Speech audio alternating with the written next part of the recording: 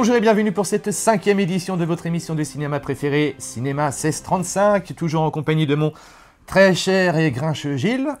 Qui est ravi de vous retrouver pour la 5e. Malheureusement, on n'est toujours pas payé, alors on ne sait pas si on va aller jusqu'au bout. Bon, on va essayer quand même, pour vous. Bon, on est là, donc...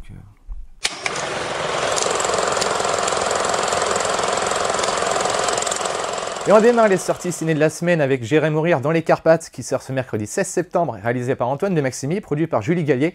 Il y a aussi Alice Paul, Alex Boublil, et l'histoire raconte celle d'Antoine de Maximi, qui est donc dans les Carpates, en Roumanie. Et que se passerait-il si Antoine disparaissait? Donc pour vous faire un petit aperçu, je vous propose tout de suite de regarder la bande-annonce. Là voilà, je viens d'arriver au Mali, et l'idée, c'est d'aller dormir chez les gens.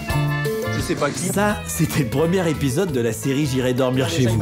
Et depuis, j'ai parcouru une 60aine de pays. Alors bien sûr, il y a eu des moments compliqués. Et du coup, je me suis souvent demandé ce qui se passerait si un jour ça dérapait vraiment. Antoine de Maximi, le présentateur de J'irai dormir chez vous, a disparu alors qu'il était en tournage dans les Carpates. Je présente Agnès, la monteuse d'Antoine. Lieutenant Laurent Logier. Le lieutenant Logier vient de rapporter les affaires d'Antoine. Oui, il y a beaucoup de matériel et pas mal de cassettes. Il manque de cassettes. C'est peut-être Antoine qui les a perdues. Coucou Agnès. Quand le premier jour, tout le monde te fait des sourires comme ça, eh ben c'est un tournage qui démarre bien. Alors là, je viens d'arriver à Bran, dans les contreforts des Carpates. Il disait toujours le plus important s'il m'arrive quelque chose, c'est que vous finissiez le film. J'ai envie d'aller vers le nord. Je suis pas sûre que c'est bien là. Depuis qu'il est arrivé dans le nord des Carpates, il a du mal avec les gens. Get out. I am leaving. Et si c'était pas un accident? Non, Agnès.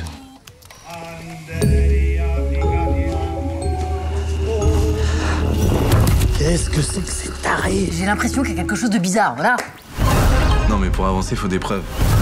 Le château de Dracula, s'il vous plaît. Est-ce que je peux dormir chez vous? Je sais pas si on va pas changer de registre. C'est quand même très bizarre de faire ce genre de geste discrètement. Là, on dirait qu'il complote. Faut aller enquêter là-bas.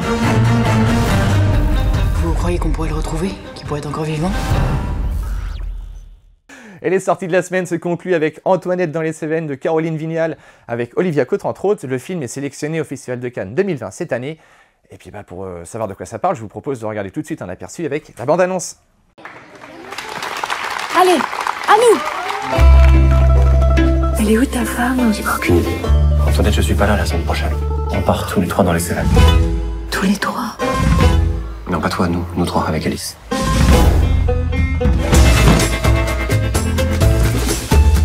6 jours de marche, on est d'accord? Oui, c'est ça, oui. 870 €. 870 €. Vous marchez avec un âne? Pourquoi? Pas vous? Ah non, on n'est pas les fous. Bonjour Patrick. Voilà, s'il prend de la vitesse dans les descentes, hélicoptère, hein, il a peur, il s'arrête. Et pour avancer? Allez Patrick, avance! Là, il faut vraiment que tu t'imposes. Hein. Avance! Faut que tu lui montres qui est le maître. Allez mon gros, on avance! Qu'est-ce qui va pas? Tu vas avancer, espèce de bourrique de merde! Vladimir, il me plaisait pas du tout. C'était pas du tout mon genre. Maîtresse? Alice! Ça alors? Ça alors, c'est extraordinaire. Je te demande une chose. Ne viens pas avec nous demain.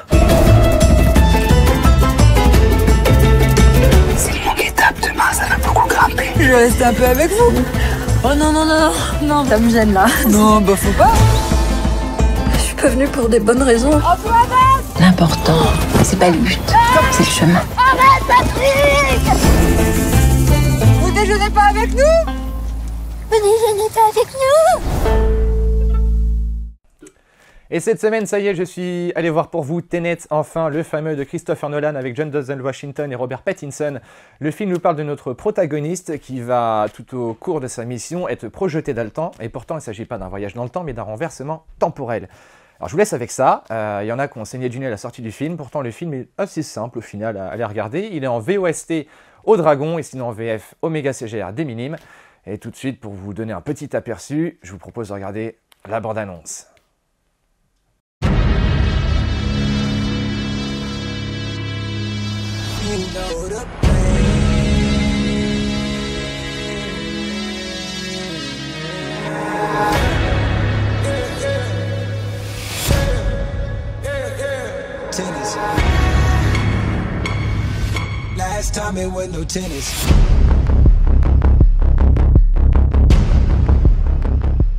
Une de ces balles est comme nous et voyage à travers le temps, en marche avant. L'autre va en marche arrière. Vous pouvez les différencier? Et maintenant.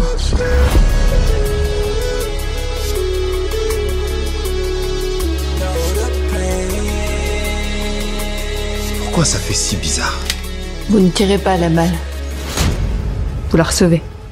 Wow. I done went back in myself, felt like hell. I risked it, pace yourself. How you living? Know you thrilling off a sinning. How I got my stripes and business backing out in the street. One is wild, let it be. Rages out, gotta eat. Not a vibe, but away with the sound. By the way, counting down by the days. C'est qui cet Américain? Il a l'air sympathique. Je l'ai invité au dîner. Il a un bon coup de poing pour un diplomate.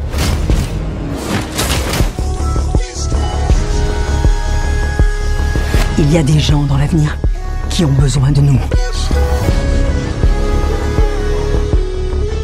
Tu penses à un moyen? Tu vas tiquer. Le problème, ce n'est pas la durée, c'est ressortir en vie.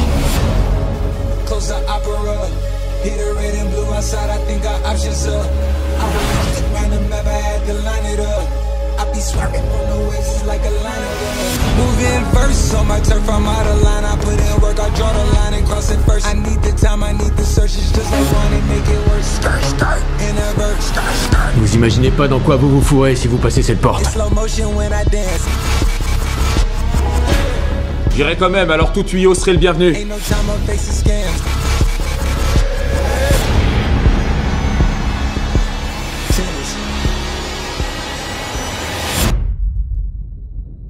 On aurait affaire à quoi? Au débris d'une guerre future.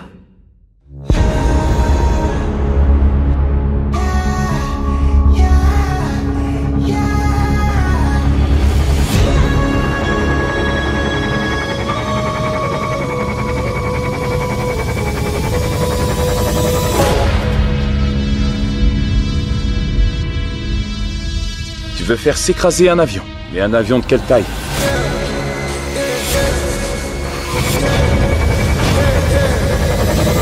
Ce point-là est légèrement dramatique. Last time it was no tennis.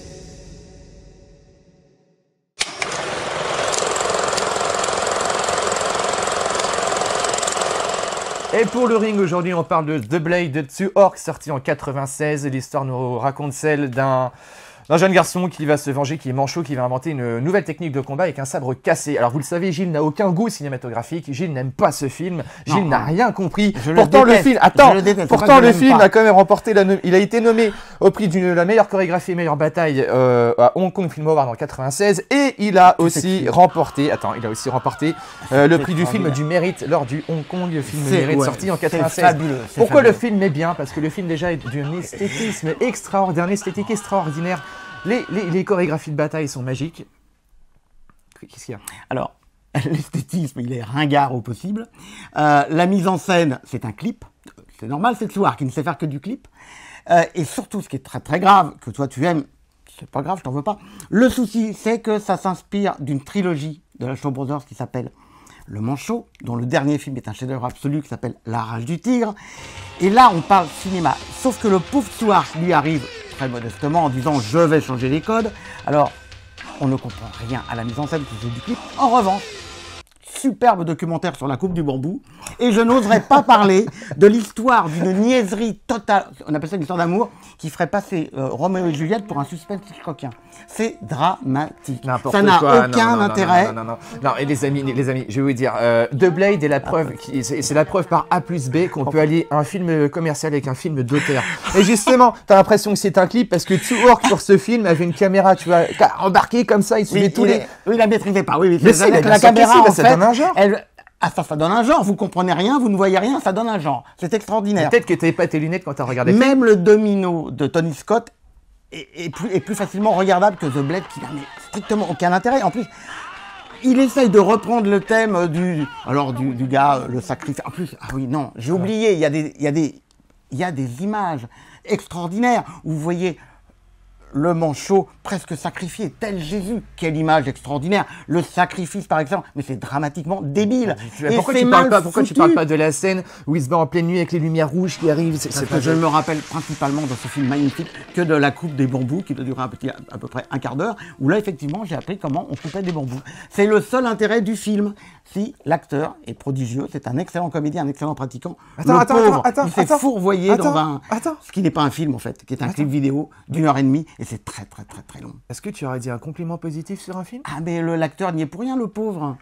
Alors voilà, enfin les amis, vous le savez, The Blade pour moi est un chef-d'œuvre, c'est un 7,4 sur 10. Voilà. Gilles, on ne peut pas lui en vouloir, on ne peut pas coter un film qui n'est pas un film. Voilà. Donc vous pouvez vous abstenir, ça n'a aucun intérêt. Non mais alors quelqu'un qui me parle comme ça de The Blade et qui en parallèle me dit que Lockout c'est un bon film, non, je ne peux pas te laisser. Non, alors là, je ne vois pas le rapport. C'est quoi, je m'en vais. C'est quoi, je me casse. Allez, moi, c'est un 7,4 sur 10. Vous l'aurez compris, ça n'est pas de sa faute.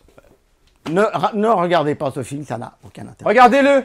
À la prochaine fois et surtout à la nouvelle rubrique qui arrive tout de suite.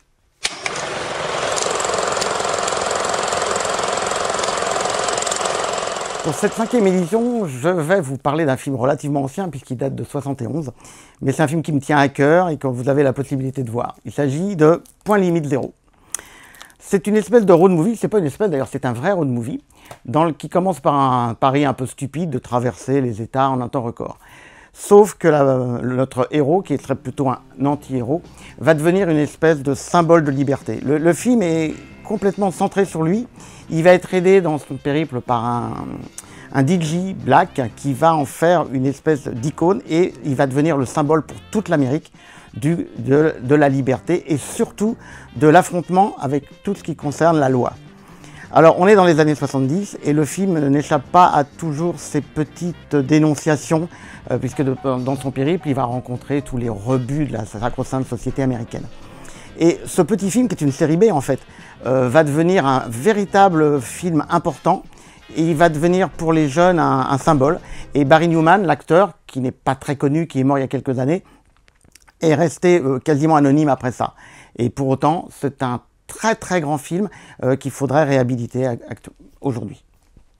Alors, vous allez dire que je serai dans les années 70, mais mon coup de cœur, c'est Music Lovers. Music Lovers, c'est un film de Ken Russell, très très grand réalisateur britannique, qui a fait auparavant Mahler, qui a fait Les Diables surtout. Et lorsqu'il s'occupe de Music Lovers, il traite de la vie de Tchaïkovski, mais pas par le biais d'un biopic traditionnel comme le ferait n'importe quel metteur en scène. Lui, ce qui l'intéresse, c'est les sentiments exacerbés. Il va se servir de l'homosexualité refoulée du compositeur et il va extrapoler dans une mise en scène complètement baroque, complètement folle, voire hystérique. Mais ça, c'est le propre de Ken Russell dans tous ses films. Ça nous donne des petits chefs-d'œuvre, dont celui-ci en est un.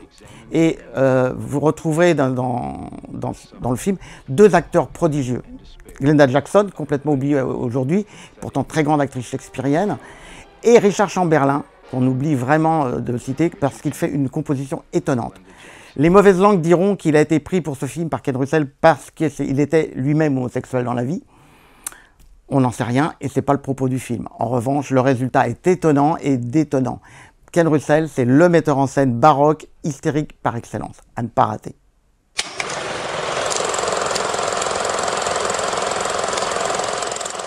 Et l'actu ciné démarre aujourd'hui avec ce mardi 15 septembre au Méga CGR des Minimes à 20h15. C'est l'avant-première du film 30 jours max, seconde réalisation de Tarek Boudali avec José Garcia et Julien Russi. On continue avec une mauvaise nouvelle malheureusement, c'est Annie Cordy, de son vrai nom Léonie Courman, qui nous a quittés ce 4 septembre à Cannes. Annie Cordy a été connue bien évidemment comme chanteuse française, mais elle était aussi une très grande actrice. On a pu l'apercevoir notamment dans Le Chat de Pierre Gramin, et son dernier film était Tamara, volume 2, sorti en 2018. Francis Ford Coppola revient, il fait parler de lui parce qu'il va rééditer Le Parrain 3. Ça ressortira dans les salles et en Blu-ray et DVD en décembre.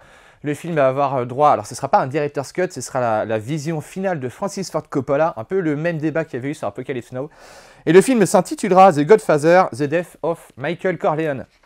Et notre mauvaise nouvelle, c'est le décès de Diana Rigg, alias Emma Peel dans la série Chapeau melon et bottes de cuir.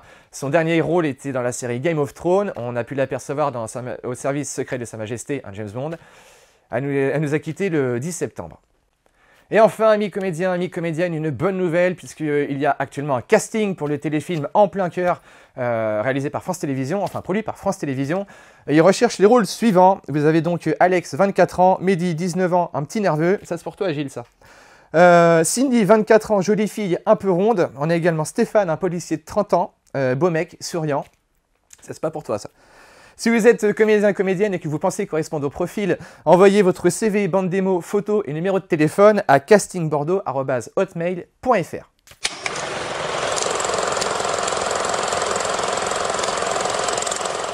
Enfin, c'est le moment du jeu avec 2 nouvelles questions hyper compliquées, très très difficiles qui vont vous prendre la tête. La première, je vous ai parlé de Music Lovers, le film de Ken Russell. Quel est le nom de cette célèbre actrice complètement oubliée aujourd'hui ?